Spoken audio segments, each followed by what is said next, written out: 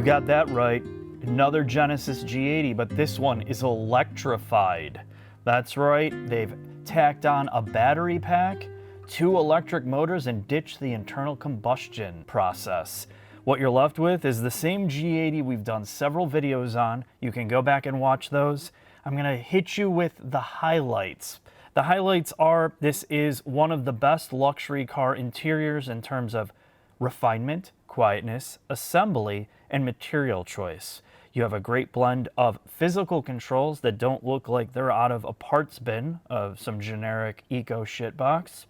You have great clicky physical controls for HVAC with a combination of digital displays that don't take away from the experience, don't get hyper distracting, aside from the 3D gauge cluster, which thank God you can turn it off, and an infotainment system that has been developed to look good, to function good, and is easy to read and is easy on the eyes.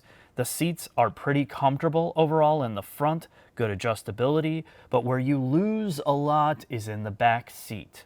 Just a little bit, that is, because they had to tack on a battery pack.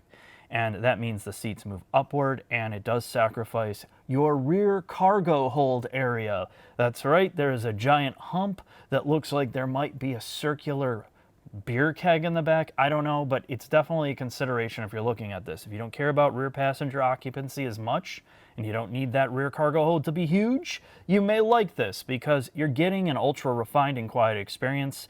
With the addition of an EV drivetrain, you might be very high on that.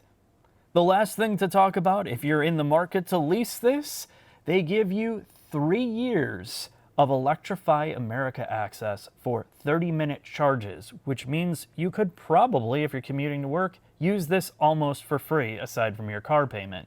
And that is a big draw to get this in your garage. Let's head into the shop. I'm going to hit you with some of the technical parts of how they've electrified the G80.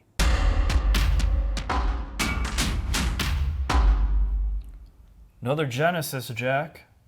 Another G80. But this one is all electric. Believe it or not, this is the first electric vehicle Genesis announced, and it is, truthfully, a bastardization.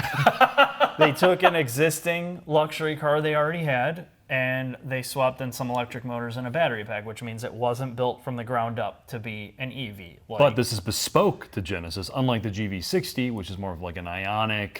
Yeah, that's on EV6. Yeah. Yes. So this was their first foray into it, and I think the interesting part about this platform is you've seen other G80 videos if you haven't watched those. They're taking this architecture, and they did plan to do this, clearly, because you can see in the front and the rear subframe, specifically in the rear, they did create the subframe with enough room to do all-wheel drive, traditional all-wheel drive, to fit an electric motor in there, to fit rear-wheel steering, so it's very modular. This car is very modular. With this car, however, there is some sacrifices to fitting a battery pack in here, and that is you get your trunk space reduced to 10.8 cubic feet of space, which is not a lot, and that hump definitely does some damage to its usability. Now, there are equal electric motors in the front and the back.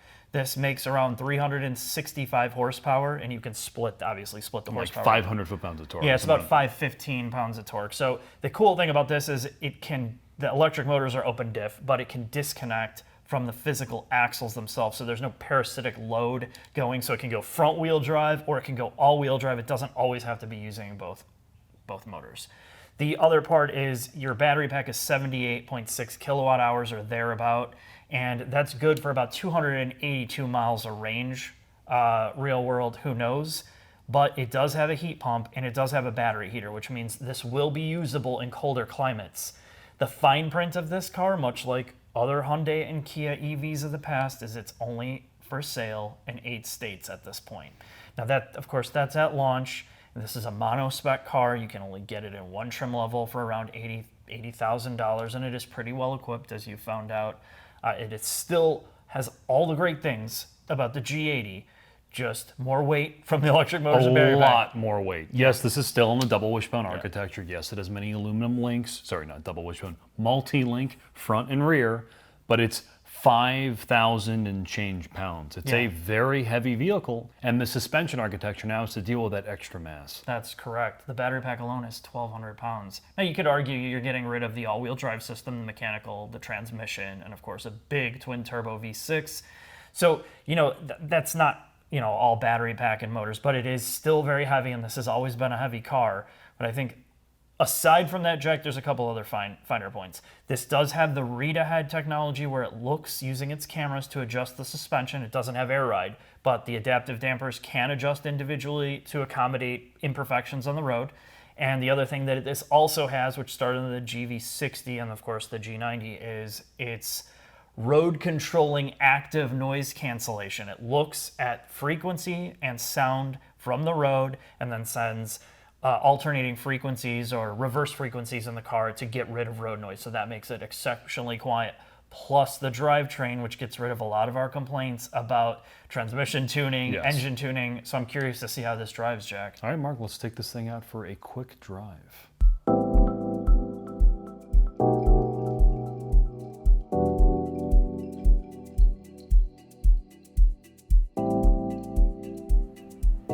EV G80, Mark. Let's see what electrification does for Korea.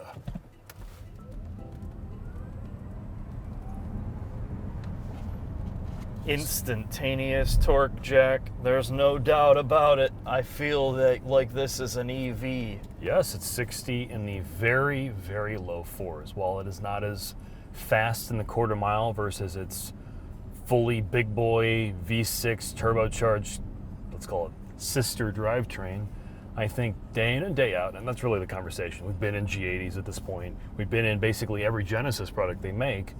This solves the problem that I have with with Genesis's more expensive drivetrains, particularly when compared to its German counterparts. Right, this is 80 grand. This is a lot of money for a big sedan. The G80 is an expensive sedan as well, and at its higher price point with the internal combustion engine, the drivetrain I don't think is as good as its European counterparts. The EV, however, fixes all of its problems. So you take a G80, which I think is their best car, honestly, platform-wise and everything. You're throwing on a lot more weight. This is more of an experiment to me because this is not a dedicated platform for EVs, so it could be way better.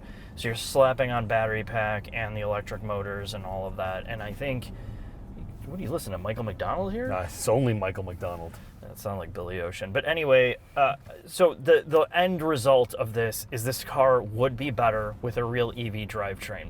If they can maintain what they did here with the G80, ride quality, isolation, and somehow keep the price between 70 and 80,000. Of course, this is at 80, which really now you're looking at 5 Series competition. I still think this is a great car. When you combine the interior part of this, which is way better than anything Lexus is doing, it's better than BMW in terms of style, material choice. It doesn't feel as generic, and the tech and the physical controls are still amazing in here. This is a hell of a car that you should lease 100%. I guess the final nuance really is, Jack, is what is the EV drivetrain like in here? Is it just generic to you, or does it feel good? This, unlike the GV60, where it can't handle all that power, right? It just turns into a mess, essentially. This, it just feels like a luxury car. I think it fits this character perfectly. Yes, you add a lot of weight with the EV drivetrain, this thing at over 5,000 pounds. It heaves more, but because you don't think about the drivetrain ever, you're never like, oh, why didn't it downshift? Why does it take a second for it to spool up? Yeah. Because this is an instantaneous drivetrain, you never think about it, and it adds to the quietness and overall relaxation you can get behind the wheel of this car, which is, in my opinion, what makes it a good luxury car. The G80 and G90, this is not as quiet as the G90, but it's really close, and these are 2 of the most refined or quietest luxury cars really on the market anywhere close to this price tag. I would say if you're in the market for an EV, that you want this experiment car and you don't need a ton of range, this is an amazing car to lease 100%. This is a lease, though. Again, yes. As you said it in the shop, it is a bastardization. When you look at it from the side, you can literally just see how they stuck an EV drivetrain on it. You can see the isolation mount and the aluminum pieces to get the battery pack stuffed under here. It's, again, they did it well for what it is. It's good. it's definitely in keeping with this generation of car, but I certainly would not want this more than 2 or 3 years. Do you think this is better than the BMW i4? Yes. Why? I think it's a real luxury car because you're still taking a real luxury car. It doesn't feel like this was made to like a $40,000 price point. The problem with the BMW that I had is it still felt very generic budget BMW. It did not feel high end to me. It just felt more refined with the EV drivetrain, where this started as a legit luxury car that is great, and now you're just getting rid of the internal combustion problem that we had. I think it's just better suited than the BMW is. I would choose this every time. I agree with you, Mark, and with that, let's head into the final thoughts. All right, sir.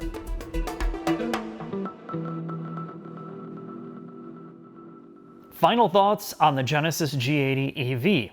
If you've seen our other videos on this car, you'll know we really like this generation. It combines all the great things of high-end luxury cars with something with a bit more of an affordable price tag. They do a great job in terms of combining technology with physical inputs on the inside, and it is a hyper quiet and great riding vehicle. Now, what they've done by removing the gasoline engine and transmission is now they're starting from ground zero. They no longer have to try to keep up with everybody else, like the Germans, in terms of refinement and transmission programming, and they can focus on making their EVs better. And as a luxury product, this makes it way better, 100%, because it's quieter, you have instantaneous torque, you don't have to worry about transmission tuning. All you have to worry about is understanding how to program the electric motors and the chassis dynamics to make this thing ride great. And in our drive, you'll see what we did on our G90, and this video is we drove it like normal people on straight roads, because we get a lot of complaints. Well, nobody drives fast, nobody drives at the limit, and you're right. So if you're driving like a normal person sedately, this is a great car. But much like all the other Genesis and some of these Hyundai products is when you start to drive it faster and you use the throttle and you turn the steering wheel, that's where you notice the lack of refinement, namely compared to the German competitors. And so if you value a driving experience where you want to feel like the car is balanced, where it's not wasting energy spinning a wheel, these are open differentials obviously on the electric motors, it doesn't put the power down great when you're turning hard, and it doesn't particularly handle great. That's the negative. That's the fine print of this. I don't think that they spend a terrible amount of time stressing over that part of the driving experience. They stress about the other 80%, and that's where this car is good. If you're rolling around and you want a solid couch on wheels, the Genesis G80 is a great car to lease in this modern age of transition period. I think you're really gonna like it, much like you would like the gasoline version as well. I'll leave it at that. Thanks for watching. I'll see you next time.